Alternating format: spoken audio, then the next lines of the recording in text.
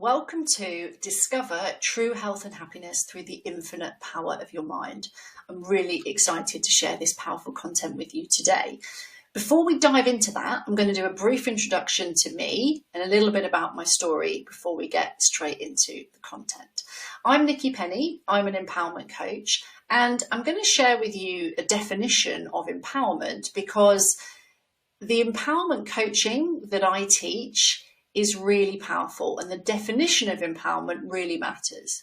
So empowerment is the process of becoming stronger and more confident in relation to life and our own rights. So my own background prior to setting up my empowerment coaching business was I was in corporate HR for 15 years. And that career culminated in me turning down a human resources director position at the age of 34. Now, most people would love, I think, to be offered the top job at such a young age. But for me, I had other plans. I was planning a complete lifestyle change because I'd recognised in the last 3 to 4 years of that HR career that I was no longer aligned with the corporate life. And I wanted to make a change. And that change was a move overseas for a decade. And during that time, I set up my empowerment coaching business, Be Your Best Yet, which leads me to be here today to share with you how you can discover true health and happiness through the infinite power of your mind. There are 4 sections that I'm going to cover in the session today.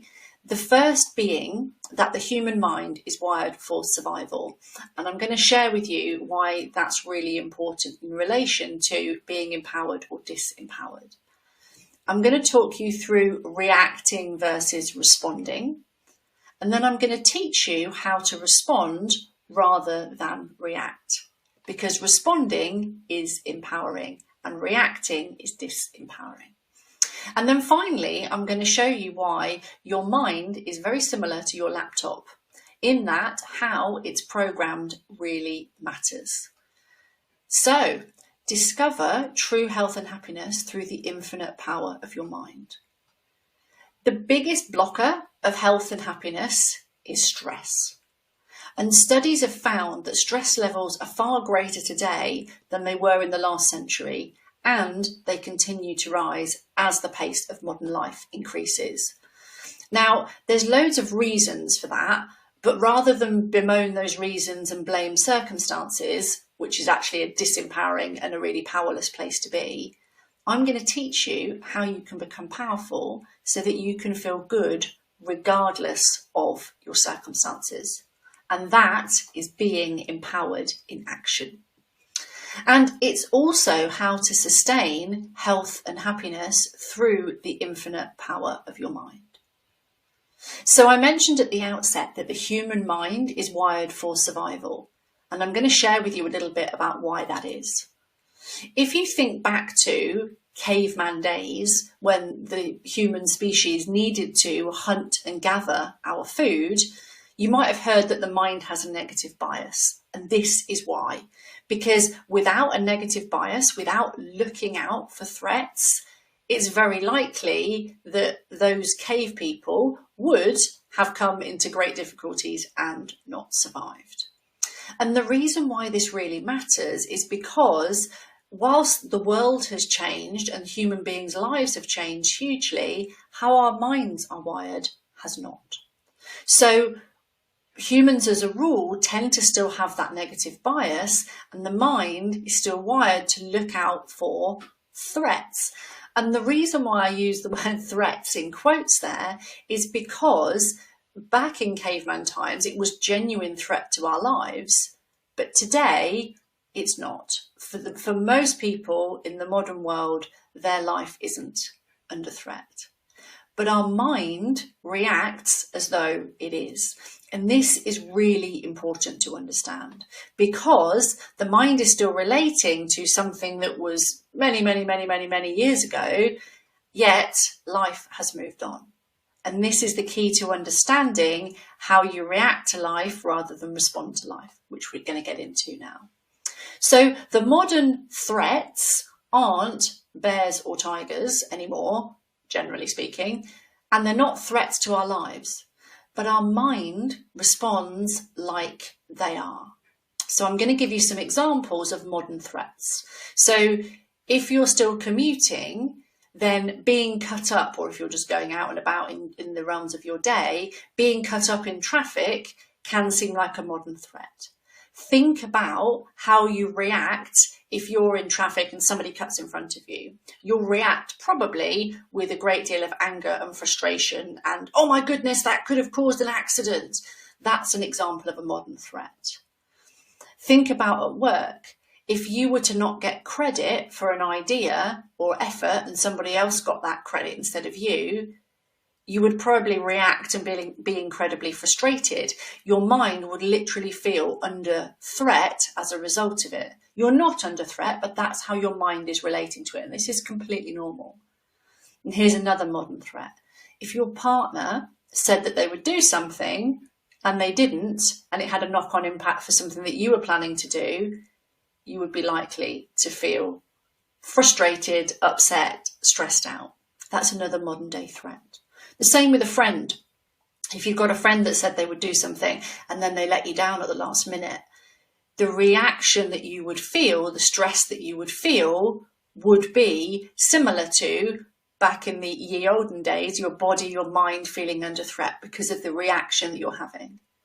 And for those of you who've got children, if you're racing to get out of the house and you're thinking everything's under control and you walk into the lounge and notice your child has been drawing on the walls, the reaction in your body is a modern day threat. So anything that gets your blood up and has you either feeling or saying, oh, for God's sake, that's a modern day threat. That's a stressor. And your mind completely normally, because this is how it's wired, reacts as though it's life-threatening. And it's not, but that's how you feel. That's how your mind reacts to them. And all of those stressors impact you. So see this cup here. I want you to think of this cup, this mug, as a stress cup. All of those things, the modern day threats that I just shared, the morning commute, the children drawing on the walls, somebody else getting credit for your work, your partner not doing what they said that they were going to do. Those stressors that cause you to go, they go into your stress cup. Now, let's imagine, for ease of this analogy, that your stress cup starts the day empty, or you start the day with an empty stress cup. That's rarely the case for other people. I probably don't have the time to get into that today, but let's just say, for argument's sake, your stress cup starts empty. Before you've even got to work, you've had things topping up your stress cup, being added into your stress cup. So let's say you have had a fairly stressful morning, things haven't gone to plan, you've run late, maybe the train was cancelled, maybe you've got a child that was ill, maybe you've got to reorganise childcare, perhaps a delivery that you were waiting for didn't happen. Your stress cup might be 2/3 full before you've even got to start your working day. And then let's say your boss contacts you and says, I'd like to have a one-to-one within the hour.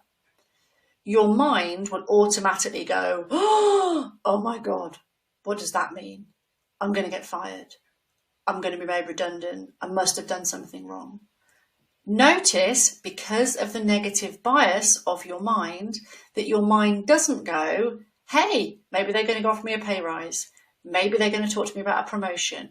Maybe there's a restructure and I'm going to get the dream job that I've always wanted.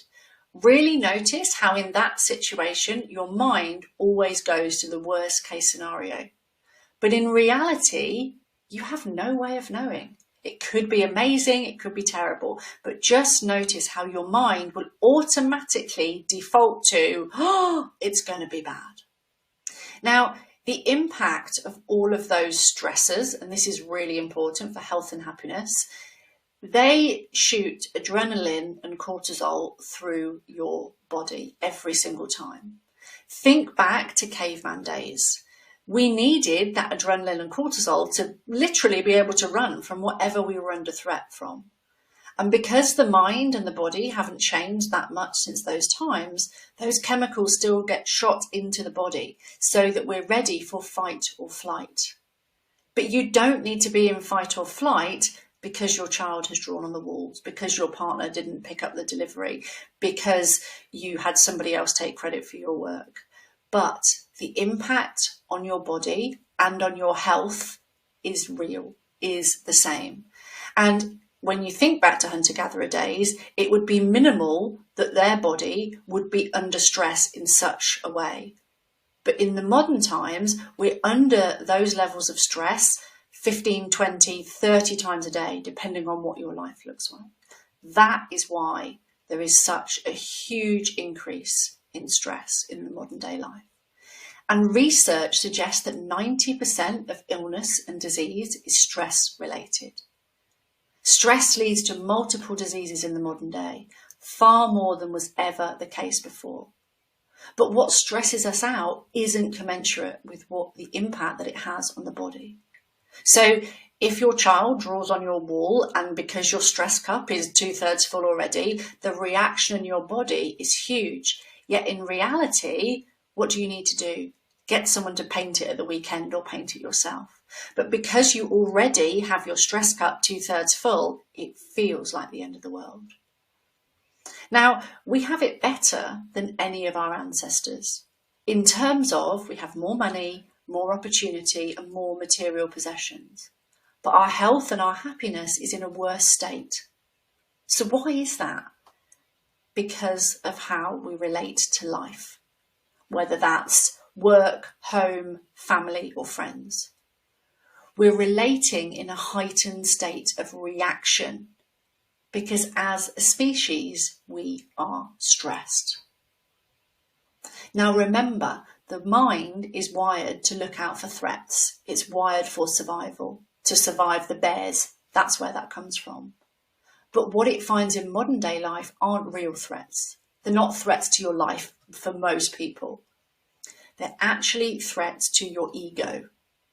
Now, in the interest of time, ego, think of it like your teenage self. It thinks it knows everything and it has a bit of a strop when it doesn't get its own way. There's something really important that I want you to know up on the slide. It's not what happens to you that causes you stress. It's how your mind relates to what happens to you. And that's what negatively impacts your health and your happiness. So it's not what actually happens, it's how your mind relates to what happens. And that's a really important distinction, because then when you realize that, you can see that you are unintentionally causing your own stress. It's automatic. So you can't be blamed for it because you probably, before you watched this, you were completely unaware of it.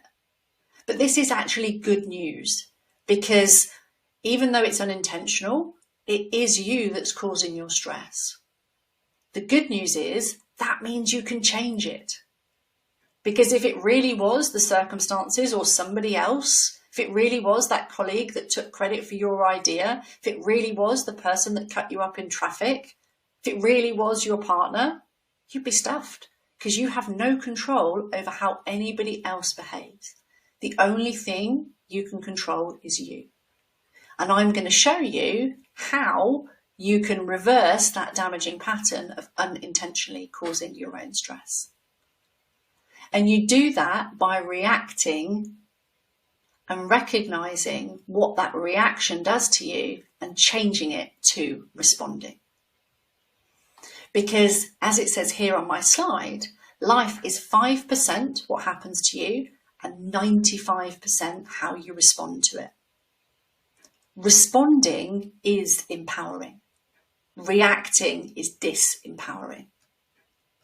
So the important question is, how do you respond to what happens to you in a way that supports you to be healthy and happy rather than stressed out and unhappy? And the answer is by learning how to respond rather than react. That is how you get to become powerful. Reacting happens beyond your control. It's automatic and it's driven by things beyond your awareness. Those things will be in your subconscious mind. If you don't know what the subconscious mind is, feel free to contact me outside of this presentation. But the most important thing to know is that reacting happens beyond your control and it's automatic. And usually you'll know if you've reacted because you'll probably feel guilty and berate yourself afterwards, wishing that you could do something different. When you respond, that's the powerful way to choose how to deal with what happens to you. And when you choose to respond rather than react, that is how you get to become really powerful. That's how you get to create what you want rather than reacting to what you don't want. So reacting sounds like it's not fair. I didn't want this. This sort of thing always happens to me. Whereas responding sounds much more like, okay, this is not ideal. This is not what I want. But what can I do that will help me now? And how you change from reacting, which is the automatic pattern where most people are living their lives, to responding, is by realizing that life does not always work out how you think it should, but it actually always works out in the end. Because whatever has happened to you that you didn't want in the past, you've dealt with it. You've dealt with everything that's happened to you. How do I know that? Because you're watching this presentation. And I also know that you'll deal with whatever comes in the future. But you get to choose through this powerful work what shape you arrive in. Do you arrive stressed out, overwhelmed and unfulfilled because you've carried on with the reacting pattern? Or do you choose to respond and deal without the stress and the drama? That's responding. And that leaves space for so much more of what life is really about, which is feeling good, enjoying yourself and having fun. That's why we're here, right? So I want you just to take a moment to think of a situation that worked out better than you expected it could. And I've got one of my own that I want to share with you. So I shared with you earlier that we had 10 years overseas and then we returned. We were in France for 10 years.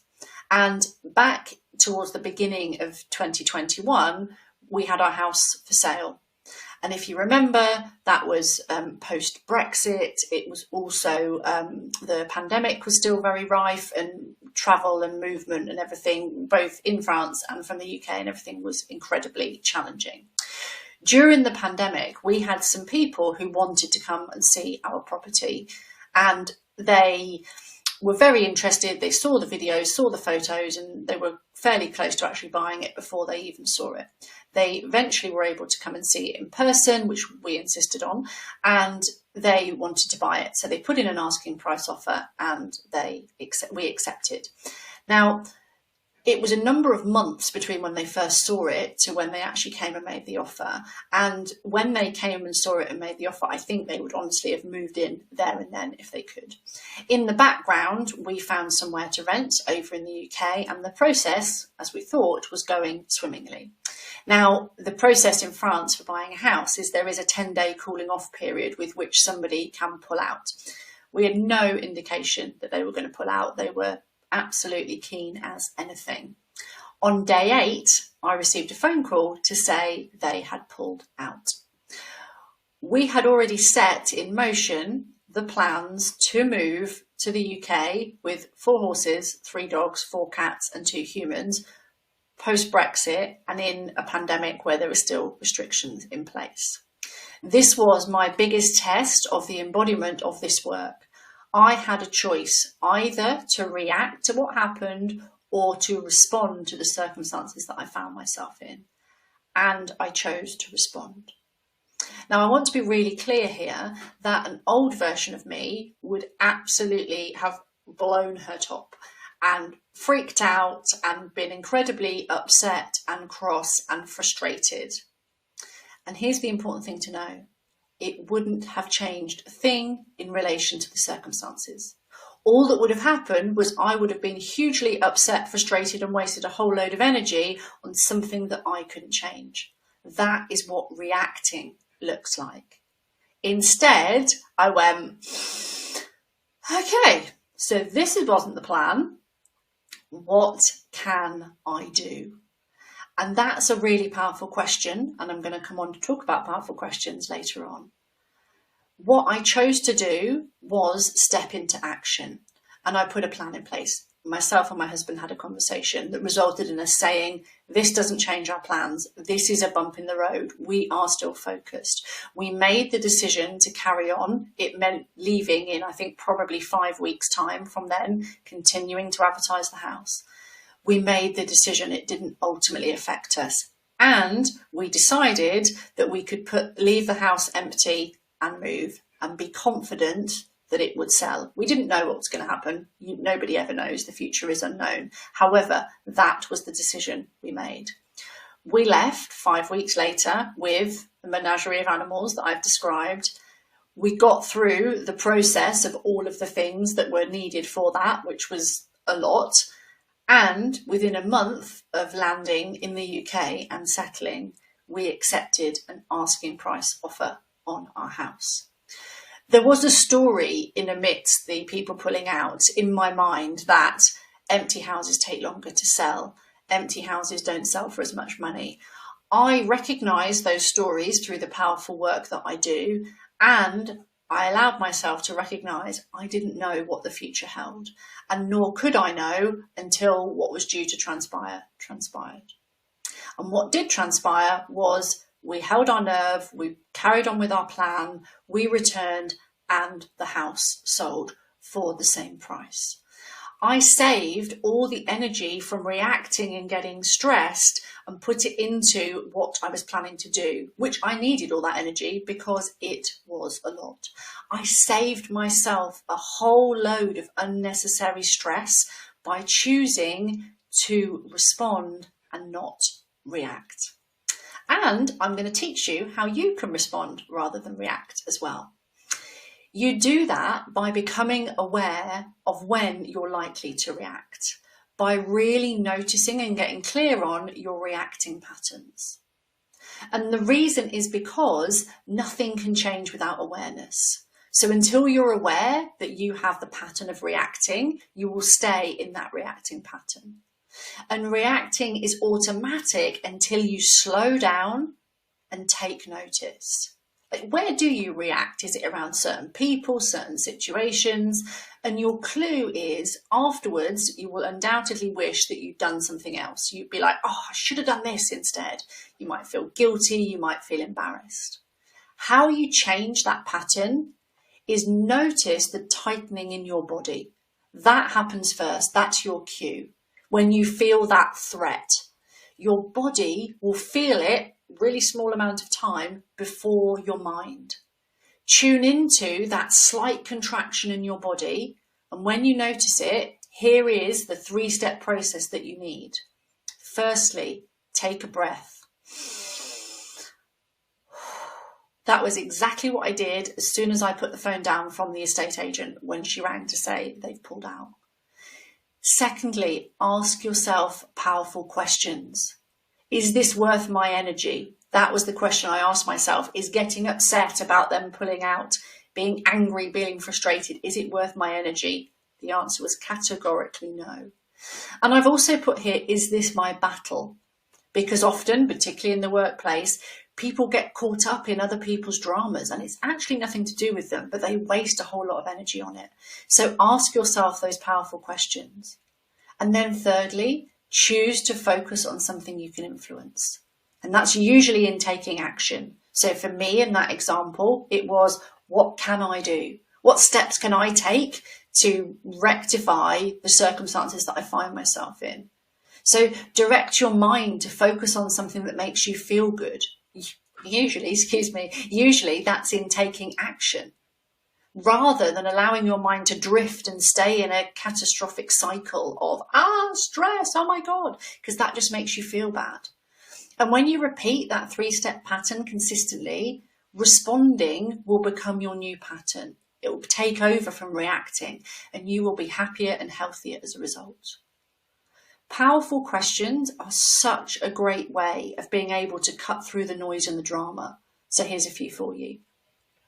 Will this matter in 12 months' time? In my example, the answer truthfully was, I don't know. Turns out it was no, but I didn't know in that moment whether it would or it wouldn't. Another really powerful question, what are the facts? In that example, the person who'd committed to buy the house had changed their mind and they were legally able to. That's it. The reactionary mind would have wanted to go, oh my God, they said for months they wanted to buy it. It's not fair. They shouldn't have done this. Oh my, all the rest of it. Emotion, noise, not helpful. What are the facts? The person who said that we're going to buy the house changed their mind. And another really powerful question, what am I scared of? You only react when you're scared of something. Now, you may not know what that is yet, but we know it's not the bears and the tigers. That's just old conditioning. But get honest with yourself. When you become aware of what you're scared of, you can start to address it. Remember, nothing can change without awareness. If I had reacted in that moment, what I would have been scared of was that it wasn't all going to work out, that it was not going to happen how I wanted it to. It hadn't happened how I wanted it to. I took a breath, I took action, and it all worked out. That's the bit to hold on to. Because so much energy is wasted on things that we can do nothing about, and also things that won't matter in a month's time, let alone a year. That was a big thing for me, the whole thing around the move, country, pandemic, Brexit. There was a lot involved in that process. It would have been easy to get stressed if I wasn't embodied in this work. And the truth of the matter is, modern life is full on. Kids, work, caring for parents, committees, trying to find time for yourself, spend time with friends. There's enough going on without wasting your precious energy on stuff that doesn't really matter. So become aware of where you're unintentionally exacerbating that pattern and where you're unintentionally reacting and causing yourself stress. Because when you become aware, you get to change it. And the final bit that I want to talk to you about, I said right at the outset, your mind is like your laptop. How it's programmed really matters. Think about your laptop. If its operating system was Windows 7, it would be really slow, and there's no way that it would support you to do the things that you want to do at work and in your life today. And you'd upgrade it to a later version so it would be fast enough and it had everything that you needed. The same is true for your mind. Reacting is your mind running old software based on old experiences that no longer serve you. And you can learn through the steps that I've talked to you about today to program your mind to feel good. And you do that by learning to respond and practicing this 3-step process I've shared with you. Rather than reacting and feeling stressed, you feel stressed, you feel on edge, you feel like life is against you when you react. But remember that you get more of what you focus on. So pay attention to what it is that you're focusing on. Are you focusing on stress, anxiety, or drama? Or are you focusing on being calm, confident, and fulfilled? And if you're thinking, well, I want to focus on feeling calm, confident, and fulfilled, but my life is full of stress, anxiety, and drama, that is because you're reacting and not responding. Change your focus. It's your choice. How happy you feel isn't driven by your circumstances. It's driven by how you relate to your circumstances. In that moment, after I'd had the phone call about the house, the circumstances were we no longer had a buyer when we thought that we did. But I didn't relate to those circumstances in a way of stress. Oh my God, it's so unfair. I related in okay, this isn't ideal, but what can I do? And my happiness was not negatively impacted as a result. You can choose to see something as negative or as an opportunity. Whether you react automatically or whether you choose to respond, you have so much more power than you might previously have realised.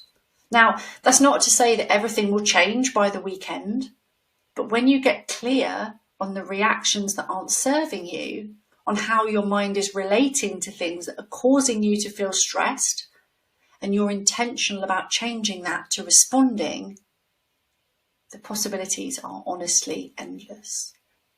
And I've got a quote for you here that sums this up for me beautifully, by Maya Angelou.